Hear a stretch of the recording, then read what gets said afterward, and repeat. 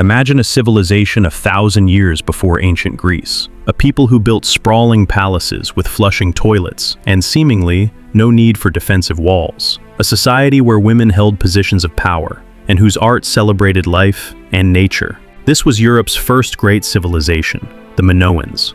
For centuries, they were masters of the sea, and then their dominance crumbled, leaving behind a mystery that has puzzled archaeologists for generations. Was it a cataclysmic volcanic eruption that wiped them off the map? And could the haunting memory of this lost world be the true source of one of history's greatest legends, the story of Atlantis? Long before the Parthenon stood over Athens, and centuries before the Trojan War was ever fought, a sophisticated and enigmatic culture flourished on the sun-drenched island of Crete. From roughly 3000 to 1450 BCE, the Minoans built a society so advanced it wouldn't be rivaled in Europe for another 1,000 years. They are considered Europe's first great civilization, a Bronze Age superpower whose influence stretched across the entire Mediterranean.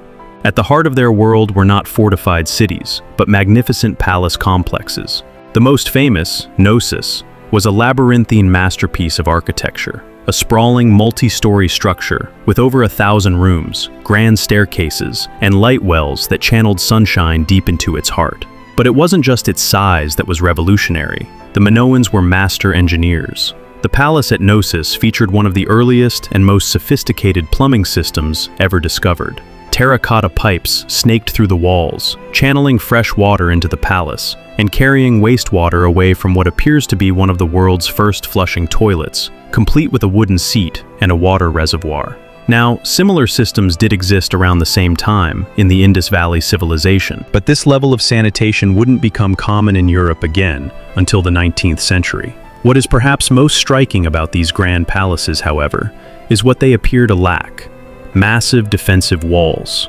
Unlike the heavily fortified citadels of their contemporaries, the major Minoan palaces like Knossos and Phaistos were open and unfortified. This doesn't mean they were defenseless. They had a network of watchtowers and guard posts, but their primary security wasn't built from stone. It came from the wooden hulls of their vast trading fleet. They were the undisputed masters of Mediterranean trade, a thalassocracy, or sea empire, so dominant on the waves that they feared no invaders from abroad. Their ships connected the ancient world, from Egypt to the Greek mainland, creating an economic and cultural powerhouse. Minoan art gives us our most vibrant window into their world. Their frescoes are a kaleidoscope of motion and life, depicting not scenes of war, but of nature, festivals, and sport. The most iconic of these is the Bull-Leaping Fresco, which shows young men and women in a daring acrobatic feat, somersaulting over the back of a charging bull. This was likely a central part of their cultural and religious life. And in this world, women appeared to hold a uniquely powerful position. Unlike in many other ancient societies, Minoan art is filled with depictions of women in prominent roles. They are shown as priestesses leading religious ceremonies, taking front-row seats at festivities, and mingling with men as equals. The primary deity of the Minoans seems to have been a great goddess, often shown holding snakes as a symbol of her power over the natural world. The prevalence of these powerful female figures has led many experts to wonder if Minoan society was matriarchal, or, at the very least, far more gender egalitarian than the patriarchal societies that would later dominate the region. For 1,500 years, they were a beacon of the Bronze Age. But if they were so powerful, what could have brought them down? The answer, it seems, was brewing just over the horizon, on a neighboring island that was about to explode. Around the year 1600 BCE, on the island of Thera, known today as Santorini, something terrible was stirring. Located about 70 miles north of Crete, Thera was home to a flourishing Minoan settlement called Akrotiri, a kind of Bronze Age Pompeii. But the Minoans there had built their town inside the crater of a dormant volcano, and that volcano was waking up. We can imagine the first signs: terrifying earthquakes shaking the island, causing buildings to crack and collapse. Archaeological evidence at Akrotiri suggests the inhabitants had time to evacuate. Unlike at Pompeii, no human remains have been found buried in the ash. They must have known something cataclysmic was coming. What came next was an event of almost unimaginable power. The eruption of Thera is now considered one of the largest volcanic events in human history, unleashing a force that dwarfed modern eruptions like Krakatoa in 1883.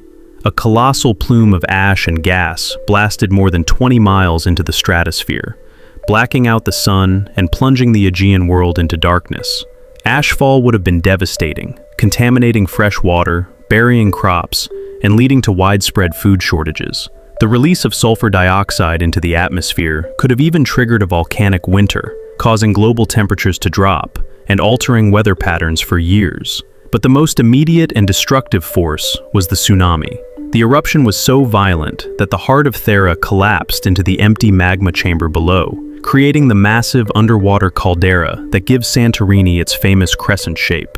This collapse displaced an enormous volume of seawater, generating a series of gargantuan waves. These tsunamis, possibly reaching heights of over 100 feet, would have swept ashore on Crete with incomprehensible force, obliterating coastal settlements, ports, and farms. An entire generation of Minoan ships, the very source of their wealth and security, would have been smashed to splinters in minutes. Imagine the scene. A civilization that had never needed walls, suddenly facing a wall of water. The psychological shock must have been as devastating as the physical destruction. For a people whose religion was so deeply tied to nature, this must have felt like a divine judgment, shattering their confidence in their gods, their priestesses, and their rulers. The Minoan world wasn't destroyed in a single day, but it was mortally wounded. Their trade network was crippled, their farms were poisoned, and their fleet was gone. They were weakened, isolated, and vulnerable. The eruption of Thera didn't just wipe a city off the map. It created a power vacuum in the Aegean, and it may have given birth to a legend that would echo through millennia. Over 1,000 years after the Thera eruption, around 360 BCE, the Athenian philosopher Plato wrote about a legendary island nation of immense power, Atlantis. In his dialogues, he tells the story of a civilization that grew arrogant before being struck by a divine punishment. In a single day and night of misfortune, Plato wrote, the island of Atlantis disappeared into the depths of the sea. For centuries, Atlantis was considered just a story, but as archaeologists uncovered the lost Minoan civilization, scholars started noticing some uncanny similarities. Could Plato's story be a distorted memory of a real event, the collapse of Minoan Crete? This idea is known as the Minoan hypothesis. Let's look at the parallels. First, Plato describes Atlantis as a great naval power with a highly advanced civilization, a perfect match for the Minoans. Second, Plato gives specific details about the capital city of Atlantis, describing it as being built with red, white, and black stone. The volcanic island of Santorini is one of the few places in the Aegean where these colored rocks are found in abundance. He also mentions hot and cold running water, which strikingly aligns with the advanced plumbing found at Minoan sites. Third, the geography. Plato's description of concentric rings of land and water doesn't fit Knossos, but it strangely mirrors the geography of post-eruption Thera, a ring of islands surrounding a central, flooded caldera. The legend may have fused the memory of Minoan civilization with the geography of the island that destroyed it. Finally, there's the destruction itself. Plato's account of Atlantis being destroyed by violent earthquakes and floods is a near-perfect mythological description of the Thera eruption and the resulting tsunamis. Of course, the theory isn't a perfect fit. There are major discrepancies. Plato places Atlantis in the Atlantic Ocean, and his timeline is off by thousands of years. Supporters of the theory argue these details could have been distorted over a millennium. A simple translation error could explain the timeline. Perhaps the original Egyptian source meant 900 years, not 9,000. And the location could have been moved to a more mythical place as the story was retold. We will likely never know for sure if the Minoans were the real Atlantis, but the parallels are too compelling to ignore. It's entirely plausible that the sudden, violent collapse of Europe's first great civilization seared itself into the collective memory of the ancient world, eventually becoming immortalized as one of history's most enduring legends. While the eruption of Thera was a catastrophic blow, it did not instantly wipe the Minoans from existence. The idea of a civilization vanishing overnight is more myth than reality. Archaeological evidence is clear. Minoan culture survived, and even limped on for more than a century after the volcano. Palaces were repaired, and life continued. But it was a different world. The Minoans were a shadow of their former selves, economically shattered and militarily exposed. Before the eruption, the sea was their shield. Now, with their fleet decimated, the sea was an open highway for anyone with ambition. And on the Greek mainland, a new power was rising, the Mycenaeans. The Mycenaeans were a warlike, patriarchal society, the culture of heroes like Agamemnon and Achilles. For centuries, they had been influenced by the sophisticated Minoans. But now, the balance of power had shifted. Around 1450 BCE, roughly 150 years after the Thera eruption, the final chapter of Minoan independence came to a close. Across Crete, there is widespread evidence of a new wave of destruction, this time man-made. Palaces and villas, including the great palace at Knossos, were burned. And in the ashes, a new culture emerged. Mycenaean influence becomes dominant. Mycenaean-style weapons and tombs appear on the island. Most tellingly, a new script appears, Linear B. The Minoans had used an enigmatic script known as Linear A. After 1450 BCE, the language of administration at Knossos changes to Linear B, which was famously deciphered in the 1950s and proved to be an early form of ancient Greek. The invaders were now running the island, using their own language, but writing it in a script adapted from the Minoans. The fall of the Minoans was a 1-2 punch. First, a natural disaster broke their back. Then, a human invasion delivered the final blow. The Mycenaeans took control of a weakened Crete, absorbing what was left of its culture, and marking the end of Europe's first great, independent civilization. And yet, the Minoans left us with one last, profound mystery. To this day, their original script, Linear A, remains undeciphered. We have hundreds of tablets covered in its elegant symbols, but we cannot understand the language itself. We can see their art, walk through their palaces, and analyze their pottery, but we cannot hear them, their stories, their poems, their history as they told it. All of it is locked away behind a script we cannot crack. They are a silent civilization, which is exactly what makes them so enigmatic, allowing us to project our own ideas onto them. A peaceful utopia, a matriarchal paradise, the fabled city of Atlantis. Their true voice remains just beyond our reach. The story of the Minoans is a puzzle with many missing pieces. We have compelling theories, but the full picture is still shrouded in time. What do you think really happened?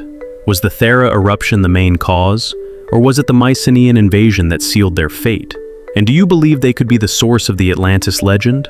Let me know your theories in the comments below. And if you enjoy exploring the great mysteries of the ancient world, make sure to subscribe and hit the notification bell so you don't miss our next investigation. So, what really happened to the Minoans? The evidence points not to a single event, but to a tragic decline. They were a brilliant civilization, masters of the sea, who were dealt a devastating blow by one of history's most violent natural disasters. The eruption of Thera shattered their economy and destroyed their fleet, leaving them vulnerable. For over a century, they struggled on, but their golden age was over. Ultimately, they were consumed by a rising, more aggressive power from the Greek mainland, the Mycenaeans, who conquered the island and absorbed what was left. The Minoan story is a powerful reminder of how fragile even the most advanced civilizations can be. They built a world of art and peace, only to be mortally wounded by the earth itself and finished off by their neighbors.